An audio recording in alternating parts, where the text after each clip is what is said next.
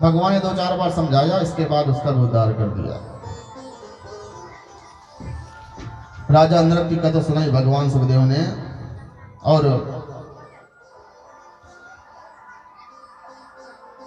एक बार नारद जी भगवान की दिनचर्या देखने के लिए पहुंचे द्वारिका। जब पहले भवन में गए, उस भवन में भगवान सोकर जगे थे, सोकर के जगे ही थे भगवान। नारद जी पहुंच गए तो नारद जी को प्रणाम किया, आइए महाराज। नारद जी ने भी प्रणाम किया, लड्डू रखा, जल रखा। नारद जी वहां से लीला देख करके जब दूसरे भवन में आए, उस भवन में भगवान स्नान करने के लिए जा रहे थे। वहां नारद जी गए तो नारद जी का फिर से वहां पूजा हुई, फिर लड्डू खिलाए, फिर जल पिलाया। जब तीसरे भवन में गए, उस भवन में भगवान मंत्रियों के साथ मंत्रणा कर रहे थे कि फलाने राजा ने चढ़ाई की है, इसको उसके पास खबर भेजो, ऐसा नहीं करना चाहिए। 16,108 महलों में गए, सब में भगवान अलग अलग रूप में दिखे नारद जी को। नारद जी की बुद्धि खराब हो गई, जहां जाते वहां नया कुछ देखने को मिलते हैं। एक बार भगवान ने कहते हैं, बेटा नारद।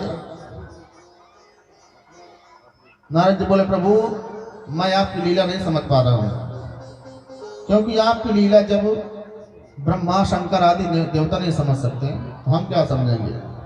पर महाराज पांडव आज एक नगरी बसा रहे हैं जिसका नाम है इंद्रप्रस्थ, जिसको कहते हैं दिल्ली।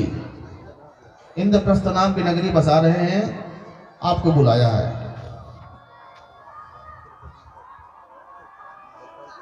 दिल्ली को इंद्रप्रस्थ कहते हैं। जैसे हैदराबाद का नाम बदल दिया, भाग्यनगर का नाम बदल दिया हैदराबाद, हरिगढ़ का नाम कर दिया अलीगढ़।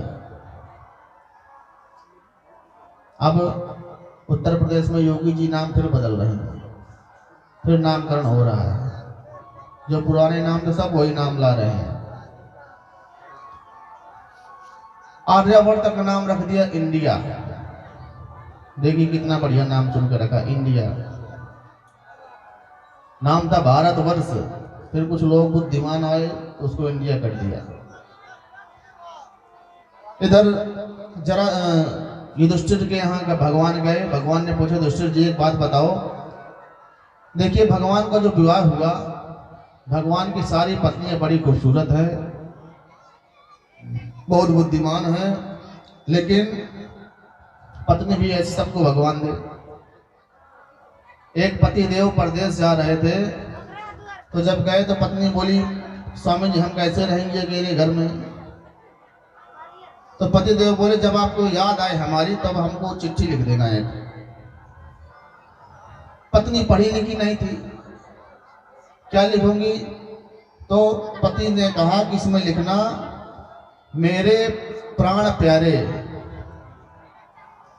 चिट्ठी में मेरे प्राण प्यारे तुम्हारे चरणों की दासी। अपना नाम लिख देना, जो खबर हो वो लिख देना। अब पति चला गया परदेश, पत्नी को भूल गया कि पति ने क्या बताया था। अब उसको याद आई तो उसने पत्र लिखा, मेरे चरण दास। वो जो बताया था वो सब भूल गई पत्नी। पत्नी ने पत्र लिखा, मेरे चरण दास तुम्हारे प्राणों की प्यासी, तुम्हारी धर्म पत्नी। बेचारी पढ़ी लिखी कम थी, तो भेज दिया। पत्नी भी कोई तो जबरदस्त मिल जाती है,